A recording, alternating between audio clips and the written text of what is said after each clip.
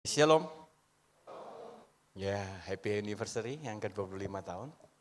Ya, sebuah kehormatan ya bisa berdiri di tempat ini lagi. Dan saya menyaksikan saudara pertumbuhan yang luar biasa ya. Jadi setiap masa, musim demi musim kita melihat bersama-sama. Ya, saya kenal Pak Jerry ini dan Bu Linda ini sudah sejak mereka belum menikah. Jadi kami sudah bersama-sama. Jadi kami melihat, bahkan mereka 27 tahun saudara sudah mengembalakan. Saya belum apa-apa waktu itu. Ya, masih melayani ya saudara. Jadi kalau pengalaman sebetulnya jauh lah. Mereka berdua lebih punya pengalaman yang banyak saudara. Kegagalan-kegagalan semua pernah melakukan. Kami pun juga sering saya melakukan kesalahan-kesalahan, babak belur. Tapi semuanya itu kita tahu bahwa Tuhan itu setia, amin. Ya, mari saudara kita akan belajar bersama-sama, saudara. Silahkan PPT. Ya, sesuai dengan tema, saudara. Saya namakan ini Connected to Christ. Ya, dengan ayat yang kita ambil yaitu Yohanes 15 ayat yang kelima. Coba kita akan bedah bersama-sama. Saya percaya saudara bahwa ketika gereja, ketika kita semuanya ya tetap melekat kepada Yesus, saudara, maka sebaliknya kata-kata ini, di luar aku kamu tidak bisa berbuat apa-apa, tetapi kalau kita melekat kepada Dia, kita bisa melakukan apapun.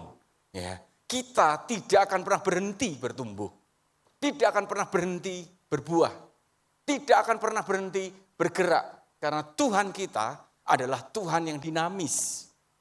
Tuhan kita adalah Tuhan yang kreatif, creator, pencipta. Ya, permasalahan terbesar ketika kita keluar dari Dia, saudara. Nah, kita lihat, kita baca ya ayat ini. Yohanes 15 ayat 5, dikatakan begini. Akulah pokok anggur dan kamulah ranting-rantingnya. Barang siapa tinggal di dalam aku dan aku di dalam dia, ia berbuah banyak. Sebab di luar aku kamu tidak dapat berbuat apa-apa. Nah, saya akan lihat saudara, kita akan lihat bersama-sama ada 3 poin yang penting di satu ayat ini kita akan bedah. Yang pertama saudara, kita akan masuk yang paling terakhir adalah di luar Yesus. Apa yang akan terjadi? Kenapa dikatakan saudara tidak bisa berbuat apa-apa? Apa maksudnya? Apakah betul di luar Dia kita tidak bisa berbuat apa-apa? Saudara. Lalu yang kedua, saudara, kita akan bahas bagaimana berbuah. Saudara. Dan yang ketiga adalah tinggal. Bagaimana kita tinggal di dalam Dia. 3 poin ini yang kita akan perhatikan, saudara ya. Bersama-sama, tapi lebih baik kita masuk yang terakhir, konsekuensinya aja dulu. Ya, biasanya kalau tahu konsekuensinya saudara lebih meresap nanti yang pertama-tama saudara. Ya, kalau yang baik-baiknya saudara nanti lupa ya, segala konsekuensinya. Dan Yesus tekankan bahwa di luar aku kamu tidak bisa, tidak dapat berbuat apa-apa. Saudara, kita lihat bersama-sama. Ya. Apa saudara yang dimaksudkan Yesus tidak bisa berbuat apa-apa di luar Dia, saudara? Nah, pengertian harafiah, saudara, seringkali, saudara. Atau mungkin kalau kita mau melihat secara bukan pengertian di Alkitab, orang mengatakan gini, buktinya Pak, orang banyak di luar kita yang gak percaya, ateis. Dia bisa melakukan apapun loh. Dia bisa sukses. Ya, mungkin saudara punya saudara sepupu. Ya. Dikatakan, yang gak percaya Yesus. Atau siapapun saudara. Engkau berkata begini, buktinya mereka berhasil kok. Buktinya mereka punya keluarga yang baik kok kelihatannya. Nah misalkan begitu. Itu sering kali saudara diucapkan oleh orang-orang. Saudara yang tanpa sadar dia berkata, apa buktinya tidak bisa berbuat apapun. Saudara.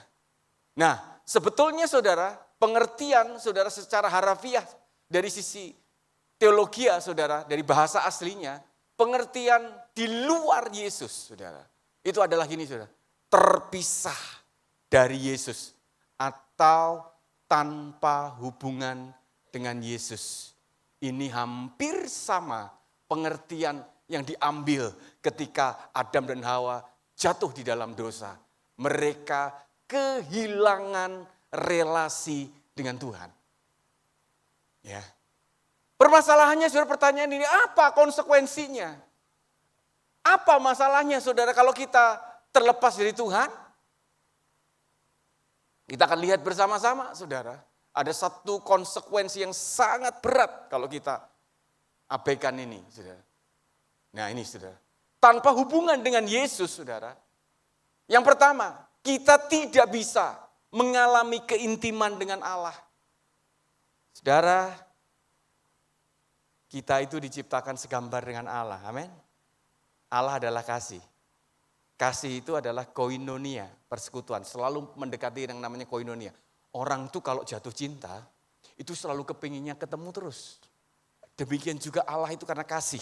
Tidak bisa dipungkiri saudara. Allah itu kepingin terus ketemu dengan kita. Kita diciptakan segambar dengan dia saudara. Makanya manusia disebut makhluk komunal. Makhluk yang tidak bisa sendiri saudara. Makhluk yang terus ingin sosial, disebutkan kalau saudara pelajaran-pelajaran. Ingin selalu bersekutu saudara. Berhubungan, diciptakan segambar dengan dia, saudara. Tapi bukan hanya itu saja yang paling penting. Tidak bisa mendengar suaranya itu paling fatal, saudara. Karena Yesus mengatakan kita ini seperti seekor anak domba di tengah serigala. Ya, bahkan Yesus pun melambangkan dirinya anak domba Allah. Dia sedang menggambarkan yang sama dengan ciptaannya, saudara.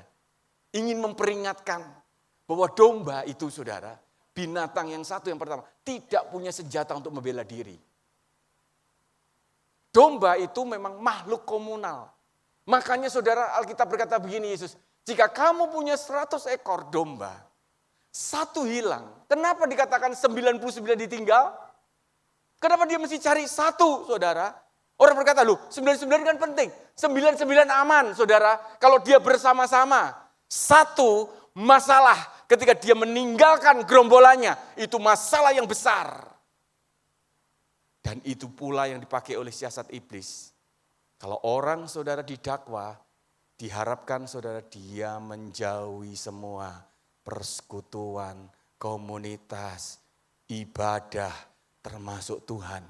Dia tarik keluar. Karena itu kelemahan yang paling mendasar dari sifat yang namanya manusia yang Yesus katakan. Kamu ini, kita ini seperti anak domba. Saudara tahu. Domba saudara punya kelemahan banyak saudara. Kekuatannya cuma satu domba itu. Kalau Alkitab berkata dan itu dibuktikan. Domba itu punya kekuatan satu-satunya yang hebat. Dia bisa mendengar suara gembalanya. Cuman itu aja saudara. Dan bayangkan ketika kita berusaha hidup mandiri, merasa berhasil tanpa Tuhan, tanpa mendengar saudara, apa yang dia perintahkan, tuntunan, panggilan. Saudara bisa bayangkan apa yang terjadi? Jelas jawabannya. Kita akan jadi bulan-bulanan iblis. Waduh saudara, kita jadi bulan-bulanan saudara. Iblis, saudara pernah nonton National Geographic, saudara, kalau seekor singa atau harimau ingin menerkam misalkan zebra atau apa.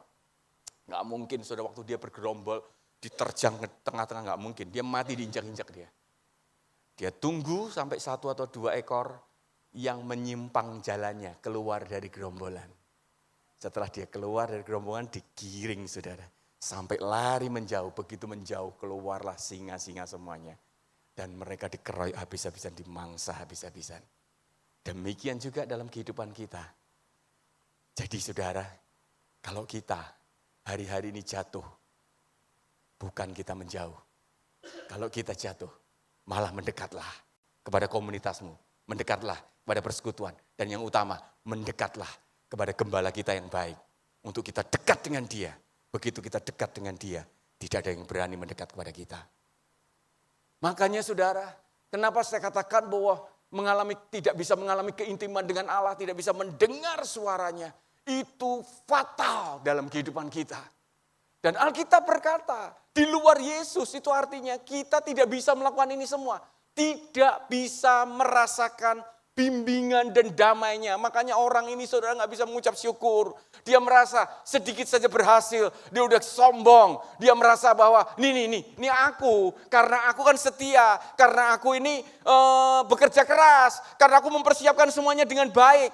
Dan rupanya saudara membangun kesadaran seperti ini setiap saat tidak semudah itu. Benar yang tadi Pak Jerry ngomong. Kalau baru itu gampang mungkin. Tapi kalau begitu kita sudah sudah terbiasa melakukan semuanya. Kita sudah mulai berpikir, itu keahlian saya itu. Itu saya tanpa berpikir aja saya bisa melakukan itu. Satu kali saya ketemu satu orang, dia punya bisnis videographer. Ya, orang ini saudara dulu juga, kalau saya sebutkan namanya mungkin mereka berdua tahu saudara. Dia sering kali cerita, dia punya videographer dulu yang namanya Save the Date. Dia kata, itu terkenal banget. Saudara. Itu dia sekali syuting itu 80 juta orang bayar.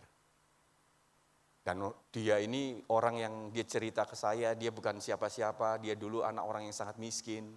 Dia bahkan tidak bisa ngekos itu sampai dia tidur itu, diberi di kampus itu di lab sama dosennya saking kasihannya. Jadi dia tidur di lab, besoknya dia, dan itu sama sekali dia bukan jurusannya dia. Dan sampai satu kali dia belajar dan dia jadi jago banget saudara. Dan dia ngomong satu hari datang ke saya, dia katakan, dia ngomong begini, apakah saya perlu berhenti semua dari semuanya? Hah? Kenapa kamu berhenti? Apa kamu nggak laku lagi? Bukan, karena saking lakunya, dia boring sekarang, dia bosan. Semua orang minta, sudah ditolakin semua karena dia harus yang bekerja. Padahal dia ngomong gini, saya sudah bekerja tanpa mikir. Dia ngomong gitu, kalau saya bekerja saya cuma pegang, saya cuma jalan aja. Jadi semuanya. Di titik itu saudara dia merasa gini, saya merasa bosan semuanya bahwa saya tidak melakukan apapun. Solusi saya cuma satu, saya ngomong, kembali lakukan, dengar tuntunannya. Apa yang Tuhan mau dengan semuanya ini. Saudara, kalau kita melakukan apa yang kita inginkan, ada titik selesai, finish selesai. Yang dimana kita akan stuck berhenti. Pasti saya jamin. Makanya saudara ketika dia berhenti, maka dia cari sesuatu yang di luar Tuhan, yang dia bisa membuat sebuah tantangan yang baru. Makanya ada begitu banyak orang yang berhasil. Dia tinggalkan Tuhan. Apa yang dia cari saudara? Dia pengen jadi Tuhan. Dia ingin melakukan semua yang di luar Tuhan. Dia menjadi tantangan apa yang gak bisa dibeli. Dia akan coba beli. Sama manusia itu sifatnya begitu saudara. Saya pernah main monopoli. Atau Gensi itu ada monopoli gak?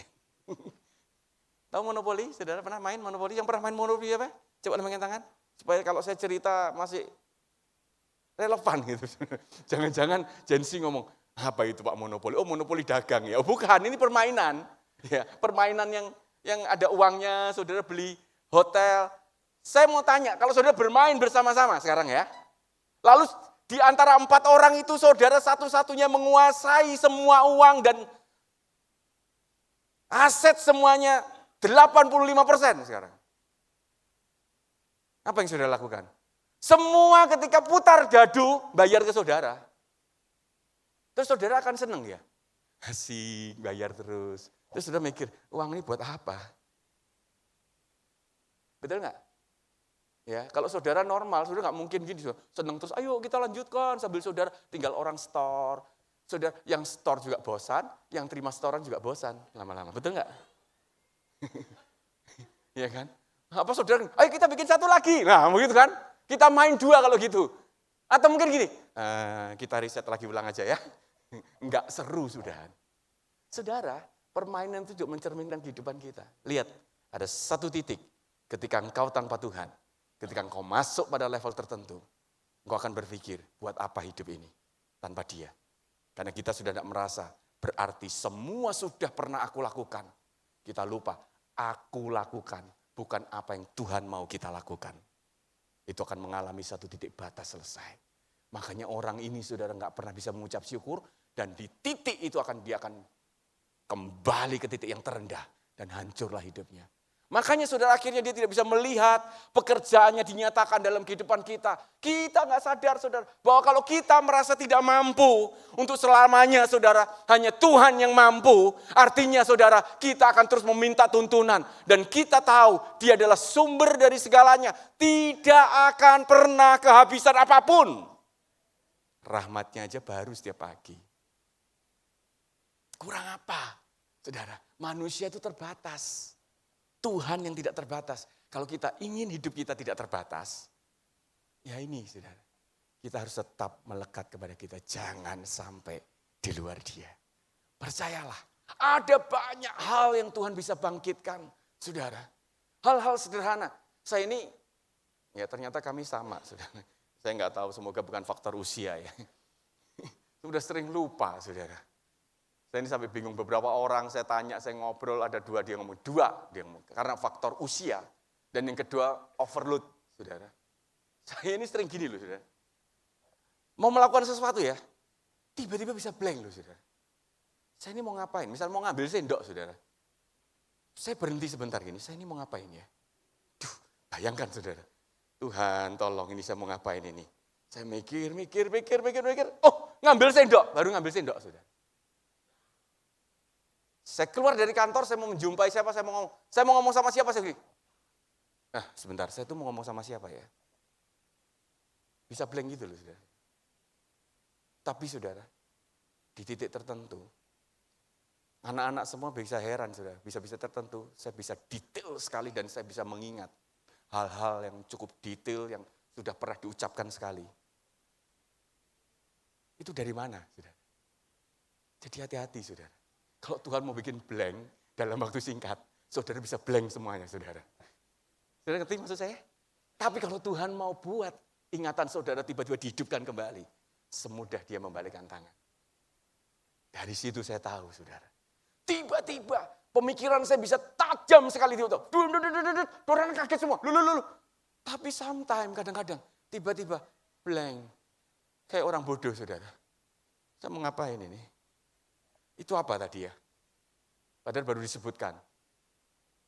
Tapi kadang saudara, saya bisa mengingat kejadian-kejadian detail sampai 10 tahun sebelumnya. Dan saya tahu persis, ini loh yang Tuhan mau. Kalau bukan Tuhan, kita bukan apa-apa. Kita tidak bisa apa-apa.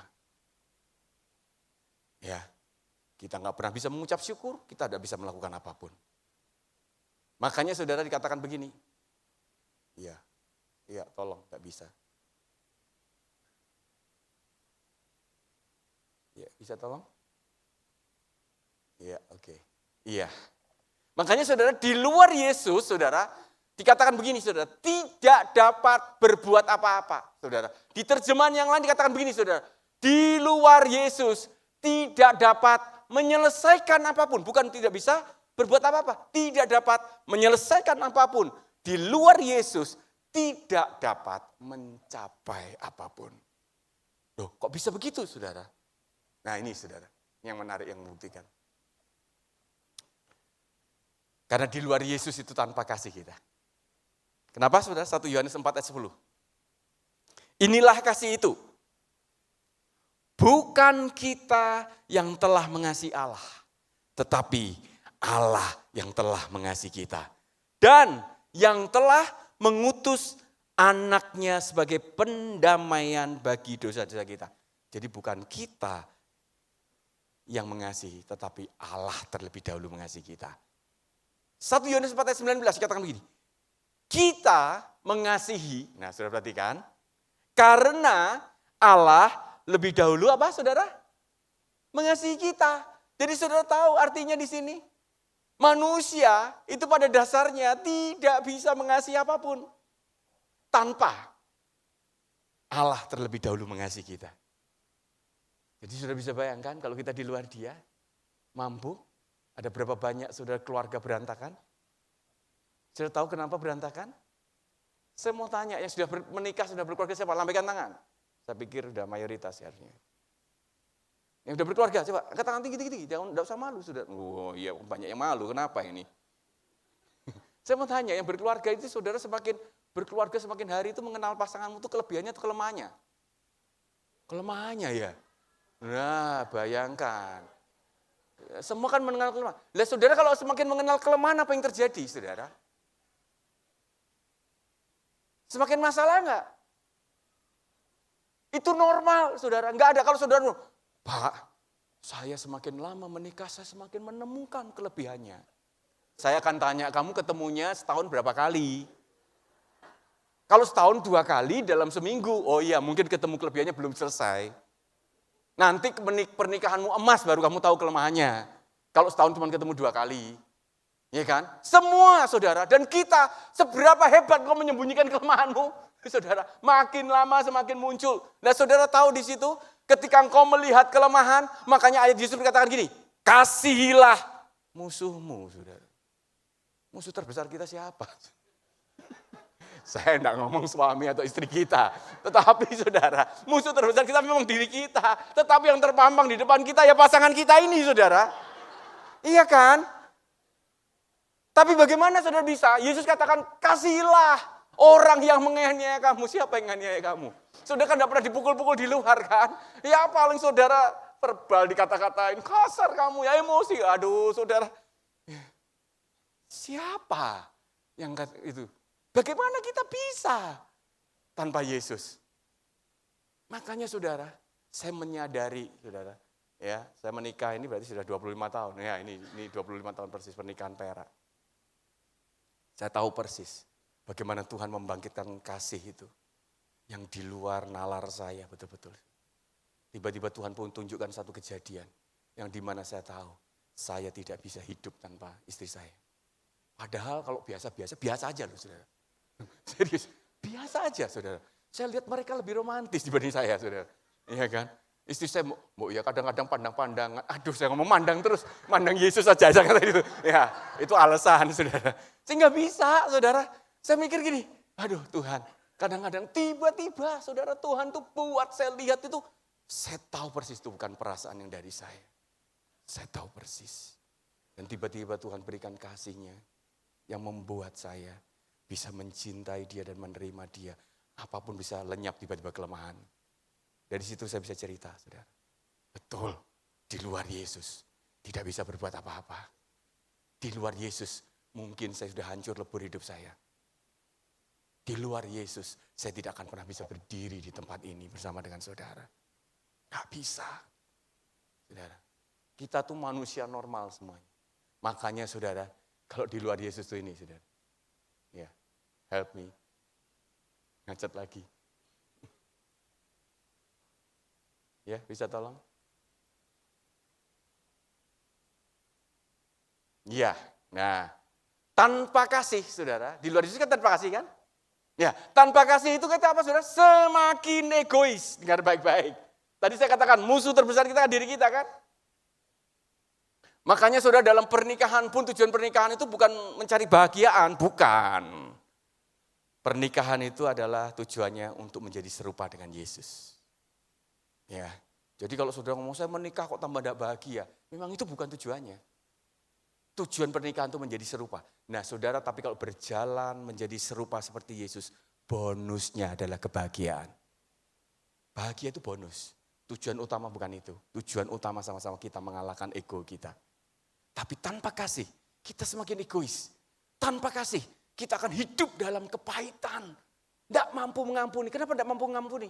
Karena kita sendiri tidak merasa diampuni. Karena kita merasa tidak dikasihi. Maka kita tidak bisa melepaskan kasih. Dimanapun kita berada. Tanpa kasih, kita akan memandang sebuah kekristenan sebagai agama. Saudara, bukan hubungan. Saudara, dengar baik-baik. Saya ketemu banyak orang saudara meninggalkan Yesus. Karena dia salah melihat kekristenan. Karena dia lihat kekristenan itu agama. Maka saudara kalau menganggap kekristenan itu agama, maka semua yang ada di Alkitab itu adalah aturan dan hukum. Saudara. Ya. Semua, makanya saudara akan melakukan kebenaran karena satu, takut.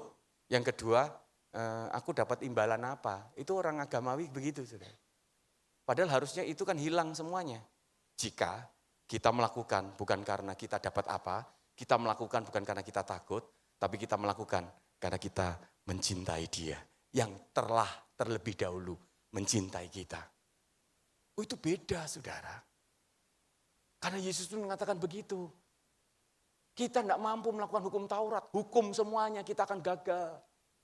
Tapi Yesus berkata, kasihilah Tuhan Allahmu dengan segenap hatimu, dengan segenap jiwamu, dengan segenap akal budimu, dengan segenap kekuatanmu. Dan kasihlah apa?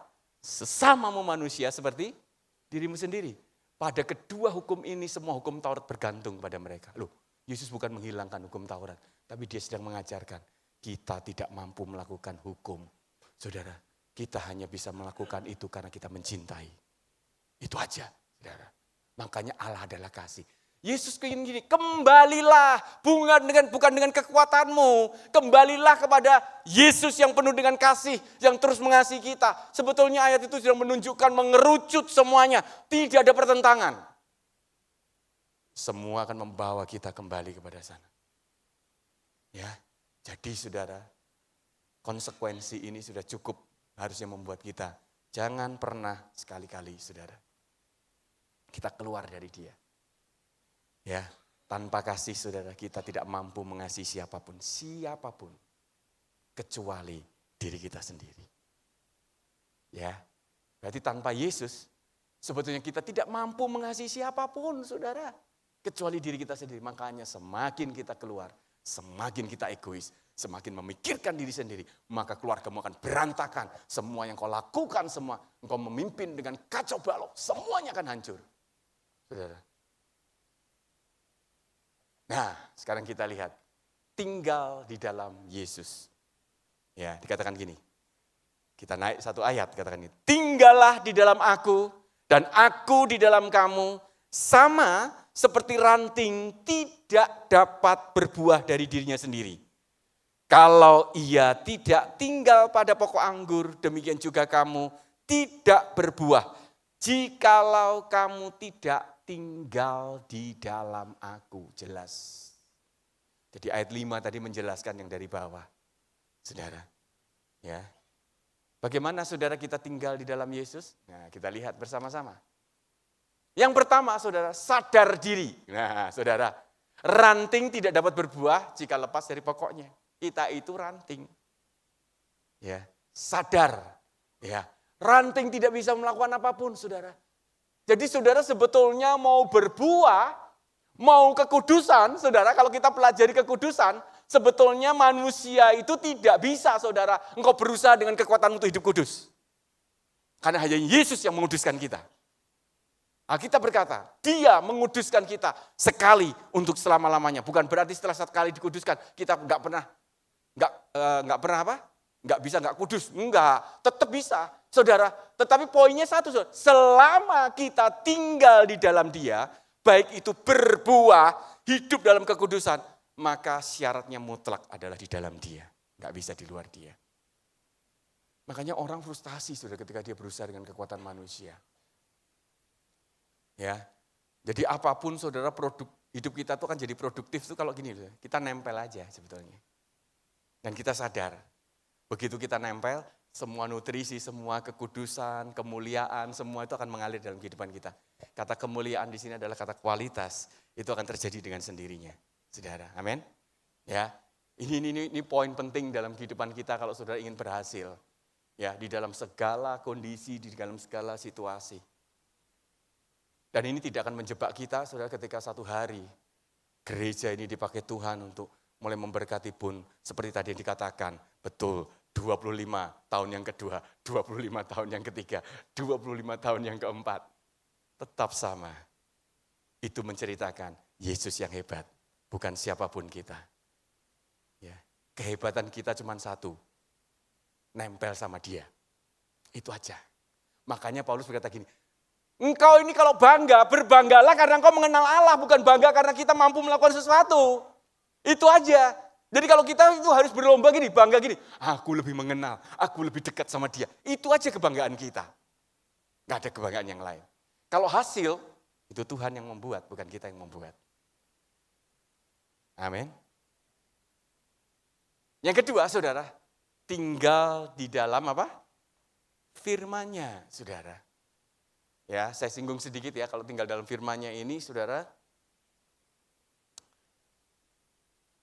permasalahan terbesar orang, saudara, tidak bisa melakukan, itu bukan karena dia tidak hanya sekedar membaca, tetapi harus merenungkan. Jadi ada misling. Kalau saudara, tapi tidak mungkin saudara merenungkan tanpa saudara membaca. Jadi kalau saudara nggak pernah membaca, itu sudah masalah besar. Yang membaca jangan puas, saudara masuk dalam perenungan. Dan satu lagi saudara, kita ini kenapa banyak orang Kristen, saudara, walaupun dia jago berdebat tentang Alkitab, dan akhir hidupnya dia bisa jatuh, saudara, karena dia nggak tinggal dalam firman. Loh, tapi dia pinter loh Pak, kalau dia cerita firman pinter. Nah saudara perhatikan, orang tuh bagaimana, kita tuh manusia roh, dan kita ini akan kuat kalau roh kita tuh diberi makan, betul? Makanannya apa? Firman. Nah kapan kita makan? Loh Pak, saya baca Alkitab setiap hari. Nggak cukup saudara. Yesus berkata, makananku adalah melakukan kehendak Dia yang mengutus aku. Berarti makan itu bukan waktu membaca. Makan itu waktu melakukan. Halo? Jadi harusnya saudara sudah tidak mempertentangkan siapa yang berbicara ya. Kalau saudara ngomong gini, kok saya nggak dapat apa-apa ya Pak ya. Itu urusanmu, bukan urusan yang berbicara. Saudara boleh berteriak kalau yang berbicara itu keluar dari firman, itu aja. Kalau saudara sikap hati kita benar, saudara, yang berbicara di depan ini walaupun dia nggak terlalu bisa, cuman bacakan ayat satu perikop aja, saudara bisa makan kenyang. Masalahnya bagaimana makan kenyang? Kalau kita melakukan. Loh, terus pembicara ini ngapain saudara? Saudara ini sama begini saudara. Kalau saya hari ini cerita, ini makanan yang di Timika yang paling terkenal khasnya apa ya? Yang umum aja kepiting misalkan gitu ya. Saya lagi cerita di sini ada kepiting yang enak, saya cerita macam-macam, waduh kepiting ini. Nah itu saudara tiba-tiba lapar saudara. Dia belum makan Pak ini. Ih kok enak ya, langsung senggol suaminya. Nanti kita makan ke sana ya. Suaminya, mahal. Dikata. Sekali-kalilah. Saudara yang tidak pernah bergairah tiba-tiba bergairah ingin makan. Nah pembicara itu cuma gitu aja saudara. Bukan berarti kalau saya cerita kepiting, lalu saudara pulang langsung kenyang. Loh betul nggak? Loh itu kan bayangannya orang Kristen kan? Ya, saudara bermain di rumah teman itu misalkan saudara dia jago masakan tertentu. Ya, misalkan dia jago Chinese food misalkan apa, bikin capcay, enaknya setengah mati. Saudara sudah datang di situ, makan. Saudara disodorkan, saudara duduk. Saudara cium baunya. Diceritakan ini makanan enak, sudah ada nasi. Kita tunggu teman kita. Waktu ngomong sudah bau, sudah makan belum? Waktu saudara semua berkumpul ngambil nasi, dimasukkan ke mulut, sudah makan belum? Sebelum saudara telan itu belum makan. Kalau begitu saudara makan, panas, nggak jadi makan loh saudara. Ya, betul nggak? Itu kan sama kan? Begitu ada ayat firman dilepaskan begitu keras, aku tidak mau tinggal pergi. Loh itu dibuka lagi saudara. Saya nggak mau. Loh, ini kan jadi masalah. Tinggal dalam firman itu melakukan. Saudara, dan jadi ketika kita baru makan, jadi sekarang cuma rubah semua mindset kita ya. Makan itu ketika kita apa? Melakukan, bukan waktu mendengar. Baca nggak cukup saudara. Ngomong kiri kanan baca nggak cukup. Ngomong lagi, apalagi kamu nggak baca kan? Nah.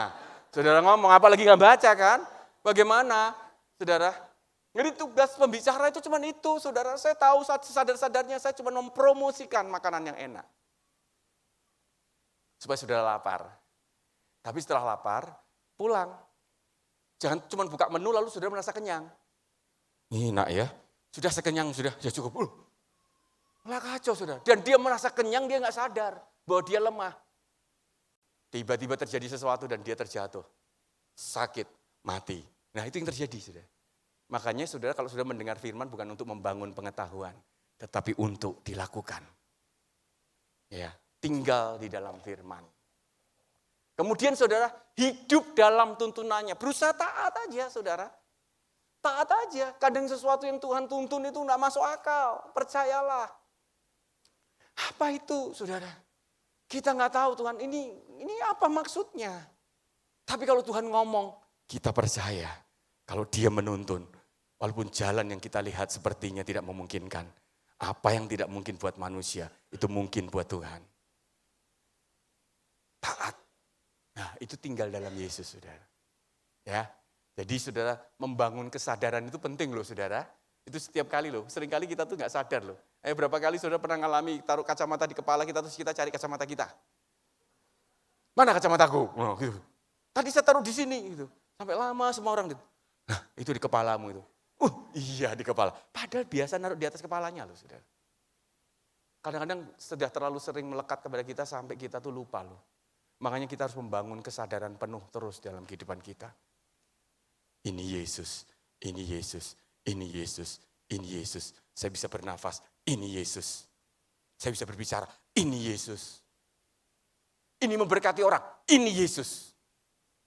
Kita berbicara, ada orang bertobat, ini Yesus. Tidak ada buat kita sama sekali. Semua ini Yesus. Itu perlu terus dilatih, saudara ya. Nah, saudara lihat. Jika kita sungguh melekat kepada Yesus, otomatis saudara, pertumbuhan akan terjadi secara alami. Dan pertumbuhan itu adalah perubahan nyata dalam hidup kita. Itu otomatis. Jadi pertumbuhan itu sebetulnya saudara, kalau saya berbicara ini, itu hanya ekses akibat. Ada banyak orang keliru, berusaha bertumbuh, saudara. Berusaha melakukan semuanya. Dengan kekuatannya, tanpa melekat kepada Yesus, yang terjadi kebosanan, letih lesu. Makanya datanglah kepadaku, engkau yang apa?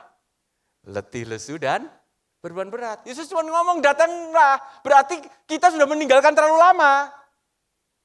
Itu artinya, jangan lama-lama. Kalau lama engkau akan letih. Sekarang datanglah padaku, belajarlah padaku. Loh, apa artinya itu saudara? Sama. Melekatlah kembali kepadaku. Ya, jadi saudara, jadi kalau kita melekat itu otomatis kok pertumbuhan saudara. Kita nggak perlu mengada-ngada semuanya. Nah ini saudara, tidak ada pertumbuhan tanpa perubahan. Orang yang bertumbuh dalam Kristus akan berubah apa saudara? Pola pikir, sikap hati, cara hidup. Makanya saudara, kalau saudara pengen tahu saudara bertumbuh atau tidak, tanya, berubah apa enggak? Suami istri sama begitu. Berubah enggak? Ya kan? Saya rasa kamu kok sama seperti Yesus ya, saudara. Kaget, apa maksudnya? Tidak berubah. Dulu, sekarang, sampai selama-lamanya. Loh, itu enggak. Yesus sudah sempurna, saudara. Itu sindiran, saudara, bukan pujian. Ya, kalau ada istrimu ngomong begitu, saudara, itu sindiran itu. Enggak ada yang saudara, kita harus berubah sampai sempurna sama seperti dia. Ya, Yesus saja yang tidak pernah berubah karena dia sudah sempurna. Ya kan? Kita harus mengalami perubahan-perubahan. Tanya, saudara, suami istri. Menurutmu selama kita menikah sekian tahun ini berubah enggak saya? Sedikit sih. Sedikit itu seberapa? Nah gitu kan mesti tanya saudara. Ya sedikit sekali. Nah saudara, lah kalau sedikit sekali, ya udah nggak apa-apa ya, doakan supaya lebih banyak. Nah saudara, ya berarti nggak bertumbuh loh saudara. Nah masalahnya saudara, setiap pertumbuhan rohani yang sehat itu pasti menghasilkan buah. Dengar baik-baik Bapak Ibu, saudara sekalian, goal kita itu bukan pertumbuhan loh. Goal kita adalah berbuah. Ya, tapi tidak mungkin orang berbuah tanpa pertumbuhan. Semua goalnya adalah berbuah. Nah, mungkin saudara ada yang pernah berkata begini, nanti kalau ketemu orang ya. Orang yang nggak mau serius dengan Tuhan lalu dia berkata begini, yang penting itu hidup kita itu baik. Kita tuh berbuat baik kok, saya nggak pernah nyusahin orang. Pernah ketemu orang gitu deh ngomong. Yang penting saya baik-baik saja kan. Nah, saya mau beritahu saudara, bahwa di hadapan Tuhan menjadi lebih baik saja nggak cukup. Kok bisa begitu? Saudara ingat perumpamaan kebun anggur? Di tengahnya ada pohon ara itu? Ingat perumpamaan itu saudara? Ya, ketika Tuhan itu datang dia berkata gini saudara, sudah 3 tahun aku menanam pohon ini dan aku tidak menemukan buahnya. Tebanglah dia. Buat apa dia tumbuh di tanah ini dengan percuma? Jelas kata-kata itu saudara? Itu merema banget dalam pikiran saya saudara. Tebanglah dia. Buat apa dia tumbuh di tanah ini dengan percuma? Saudara tahu apa yang maksudnya? Pertanyaan saya gini, zaman dulu orang yang punya kebun anggur itu selalu menanam pohon ara di tengah-tengah. Tujuannya buat apa? 1, untuk berlindung, berteduh. Semua pekerja itu kan berteduh kalau siang terik matahari. Yang kedua, pohon ara itu fungsinya banyak, Bapak Ibu. Daunnya pun bisa dipakai untuk obat. Yang ketiga, buahnya. Tapi yang menarik, saudara, waktu tidak menghasilkan buah. Kenapa Tuhan tuh ngomong ditebang? Ayat itu tidak pernah menceritakan apapun tentang begini. Dan pohon itu tumbuh, tidak berdaun dan gundul daunnya. Tidak ada loh saudara ayatnya. Cuma dikatakan tidak menghasilkan buah. Pertanyaan saya, sebetulnya pohon itu masih berguna apa enggak? Masih, saudara. Daunnya masih berguna. Untuk berteduh masih berguna. Makanya saya mau beritahu, kalau sudah ketemu orang, yang penting saya lebih baik, beritahu. Yesus gak mau kita lebih baik. Yesus mau kita berbuah, amin. Kita dirasakan orang-orang. Dampak kita dirasakan orang-orang, saudara. Ya, berbuah jiwa, saudara. Setiap pertumbuhan rohani yang sehat itu pasti menghasilkan buah yang nyata. Perhatikan itu, tanamkan. Ya, nah ini saudara buahnya. Bukan hanya berbuat baik, saudara. Yang pertama adalah buah pertobatan, saudara. Yang kedua adalah buah jiwa, saudara. Ada jiwa-jiwa, saudara. Ya, pernahkah saudara menginjil dan ada orang jiwa yang, maksud saya jiwa yang betul-betul belum bertobat loh saudara ya. Ya, bukan hanya memindahkan jemaat loh ya saudara. Karena ada orang konsep bahwa memindahkan jemaat itu penginjilan. Dari mana itu konsepnya? Enggak ada dasar teologianya sama sekali itu saudara. Dari mana ngajak pindah gereja lalu itu penginjilan? Penginjilan yang benar itu adalah orang yang belum bertobat. Itu boleh saudara, Kristen yang belum bertobat, belum lahir baru. Itu boleh. Kalau sudah berjemaat, udah menjadi pemimpin, lalu dipindah dengan atas nama penginjilan, itu dari mana dasar teologianya? Enggak ada yang masuk sama sekali, itu bukan buah. Ya, kalau saudara pastikan punya teman, dia Kristen sejak kecil. Tapi enggak pernah saudara mau melayani Tuhan, enggak pernah mau berdoa, hidupnya asal-asalan, ngomongnya kotor, nah itu boleh saudara dijangkau. Tapi kalau dia sudah melayani Tuhan, sudah enggak perlu. Pak kalau dia pindah, ya itu biarkan dia kemauannya sendiri. Itu pilihannya hidupnya, bukan karena kita. Itu dia dengan Tuhan. Kalau Tuhan pakai kita, lepas ketemu dengan saya cerita dia tertarik ke kami Pak. Loh itu kan bukan kita saudara. Satu kali saudara. Istri saya itu kita mau adakan acara donor darah. Saudara. Ini menarik, ini jadi kesaksian yang menarik. Nah ini ada satu saudara, ada jemaat. Nah ini kebetulan saudara jemaatnya ini jemaat teman kita saudara. Ya, dia sudah apa ya saudara? Ya mungkin melayanilah di sana. Tapi sudah selama beberapa tahun itu dia sudah tidak ke gereja datang itu kita nggak tahu saudara. Kita nggak kenal sama sekali. Nah satu kali saudara istri saya itu bagi brosur donor darah itu nggak tahu kenapa kok idenya dia kok kreatif saudara. Dia jalan kaki saudara dari rumah itu lumayan jauh saudara. Dia jalan kaki itu datang di sebuah minimarket kecil gitu, dia bagikan di sana, sendirian dia bagi. Dia bagi jalan, saudara. Di tengah jalan tuh dia lupa, mau beli belanja, saudara. Balik lagi, saudara. Ternyata, saudara, waktu dia bagi itu dua orang ini, suami istri itu lihat terus. Ini ibu-ibu ini siapa ya ini kok bagi-bagi donor darah, dia lihat. Balik lagi, ketinggalan, saudara. Terus balik lagi, saudara, pulang lagi. Di tengah jalan ingat lagi, lupa ada yang belum dibeli, saudara. Balik lagi yang ketiga kali, saudara. Jadi 3 kali ketemu sama dia, terus dia bingung gini. Ini siapa ini orang ini? Terus dia ambil brosurnya, saudara. Dia ambil brosurnya, terus dia lihat, saya mau ikut. Dan ternyata saudara waktu dia datang, dia cerita. Saya udah lama, artinya saya udah gak pelayanan lagi, sudah berhenti pelayanan. Ternyata saya baru tahu, dia ibu gembala. Kenapa ibu gembala kok bisa bagi-bagikan sendiri ya jalan kaki seperti ini. Nah, saya nggak menemukan ibu gembala modelnya seperti ini. Dia ngomong gitu saudara. Dan sejak itu saudara, dia ngomong, saya mau ikut. Dia kata, kami nggak ngajak apapun saudara. Akhirnya saya datang ke gereja itu dan dia tahu. Sorry ya. Nggak apa-apa sudah. Dia udah lama nggak pelayanan di kita. Dia ngomong gitu. Sudah, biarkan dia tertanam di gerejamu.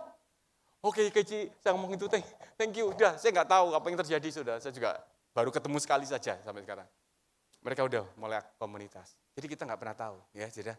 Dan buah dalam pelayanan, saudara nggak akan pernah tahu. Percaya saudara, apa yang kita lakukan hari ini, engkau nggak akan pernah tahu. Saudara, apa yang sedang terjadi. Saya barusan ini saudara, saya diberitahu. Tiba-tiba ada seseorang dia nyari saya. Dia dulu full time di kami 14 tahun, lalu dia pindah ke Bali. Saudara di Bali dia tiba-tiba dia di gereja orang tuanya dan dia pindah sebentar, saudara. Lalu dia tiba-tiba dia ikut konferensi, dia cari saya karena waktu dia menyembah, yang melihat wajah saya terus katanya. Karena Tuhan ingatkan, 14 tahun siklus pertama saya merilis, 14 tahun kedua dia mau jadi misionaris sekarang. Dia ngomong begitu. Dan Tuhan ngomong, kamu yang merilis. Dan dia yang cerita kenapa bisa terkorelasi, terkonfirmasi. Dia waktu pindah ke gereja, ada satu gereja baru, dan dia cerita, saudara, dia ketemu orang di sana, gembalanya cerita, dia pernah ketemu saya ketika dia umur 5 tahun, dan waktu saya berbicara dia lahir baru di sana. Saya nggak pernah tahu, saya udah lupa orangnya. Jadi percaya ya, kalau kita melayani kita nggak pernah tahu. Saya baru tahu setelah saya melayani 30 tahun lebih. Nggak akan pernah sia-sia, saudara. Dan terakhir, kesimpulannya adalah, tinggal dalam Kristus adalah kunci pertumbuhan rohani dan buah yang memuliakan Kristus. Amin. Jadi tetap kesimpulannya adalah tetap tinggal, jangan keluar kemana-mana. Mari kita berdoa. Kami bersyukur Tuhan buat cinta-Mu, buat kami terus Tuhan sadar bahwa tanpa Engkau kami tidak bisa berbuat apa-apa. Di luar Engkau kami tidak bisa menyelesaikan apapun. Di luar Engkau kami tidak bisa mencapai apapun. Tetapi kami ketika melekat kepadamu, kami akan berbuah, kami akan bertumbuh, kami akan menghasilkan dampak, kami akan hidup dalam kekudusan ketika kami bersama-sama dengan Engkau. Terima kasih, kami mau serahkan semuanya, kami berdoa buat Rock Timika ini Tuhan, Kau melepaskan anugerah-Mu, berkat-Mu lebih lagi. Semakin hari Engkau akan mempercayakan hal yang lebih, tanggung jawab yang lebih besar. Terima kasih Tuhan, buat 25 tahun ini, Engkau sendiri Tuhan yang akan menyertai mereka. Dalam nama Yesus, haleluya, amin.